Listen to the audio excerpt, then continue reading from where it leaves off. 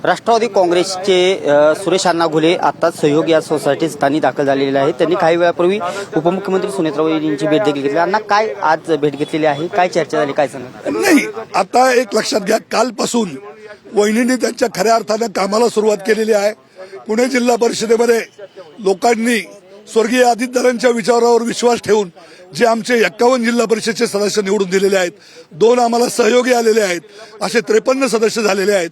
या सदस्यांची आणि पंचायत समितीच्या सदस्यांची ओळख करून घेणं, त्यांच्या अडीअडचणी समजावून घेणं आणि त्यांना एक प्रकारचा त्यांच्या पाठीवर मायेचा हात फिरवणं, हाच आजच्या बैठकीचा उद्देश आहे।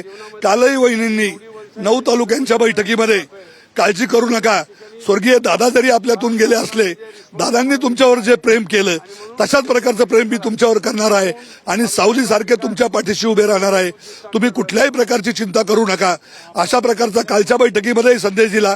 आजच्या बैठकीमध्येही पक्ष म्हणून आम्ही तो संदेश देणार आहोत। म्हणजे राष्ट्रवादीचा जो आमचा कार्यकर्ता थोडा विचार करत होता, सैरभर झाला होता, कालपासून त्याला एक आत्मविश्वास आलेला आहे की स्वर्गीय दादा जरी गेलेत, प्रचंड आपलं नुकसान झालेलं आहे, पण वहिनी आपल्या पाठीशी उभं राहणार आहेत, आपला प्रश्न सोडवणार आहेत। त्यामुळे आमच्या राष्ट्रवादीच्या कुटुंबात एक प्रकारे समाधानाचं वातावरण आहे। एकंदरीत जी विलिनीकरणाची राज्यात चर्चा चाललेली आहे, तुम्ही देखील प्रदेश कार्यक्रम काम करता, काय तुमच्या समोर या घटना झालेल्या आहेत, काय कसं पाहता विलिनीकरण? नाही, आता विलिनीकरणाच्या बाबतीत वरती नेते मंडळी निर्णय घेणार आहेत। त्यामुळं जो नेते मंडळी निर्णय घेतील, म्हणजे जो राष्ट्रवादी काँग्रेस पक्ष अजित पवार गटाचे असतील, राष्ट्रवादी काँग्रेस पक्ष शरद पवार गटाचे असतील, तो नेते मंडळींनी घेतलेला निर्णय आम्हाला मान्य असेल।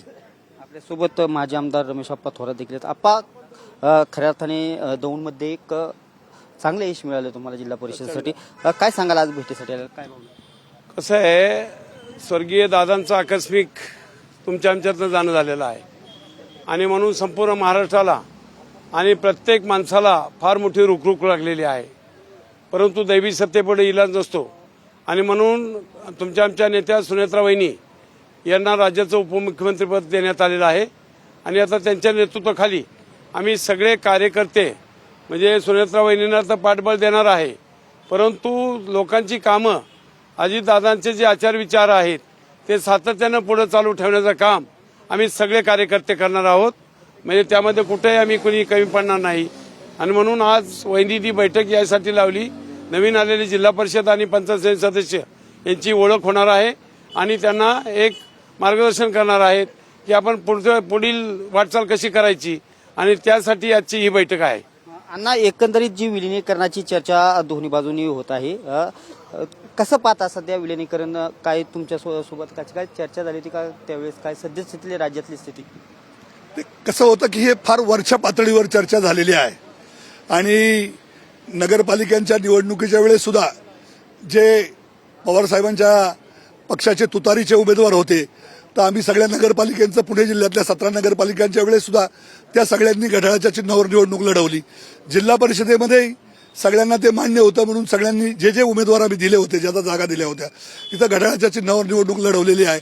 आता विलिनीकरणाचा निर्णय पक्षाच्या वरिष्ठ पातळीवर जो होईल तो आमच्या सगळ्याच कार्यकर्त्यांना मान्य असणार आहे, परंतु विलिनीकरण झालं तर आम्हाला ते मान्य असणार आहे, ते आमच्या दृष्टीने एक आनंदाचीच बाब असणार आहे। कालच्या 12 तारखेला विलिनीकरण होणार होतं असं अंकुश काकडे आणि नाही, त्या बाबतीत आता मी काही एक्सप्लेन करू शकत नाही, तो फार वरच्या पातळीवर निर्णय झाला होता।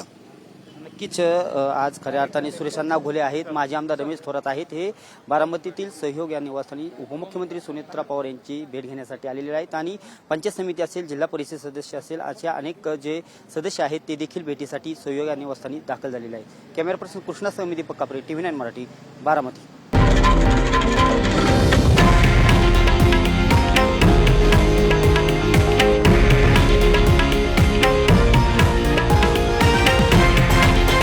हे आहे देशातील नंबर 1 न्यूज नेटवर्क आणि आपण पाहत आहात TV9 मराठी, एकमेव।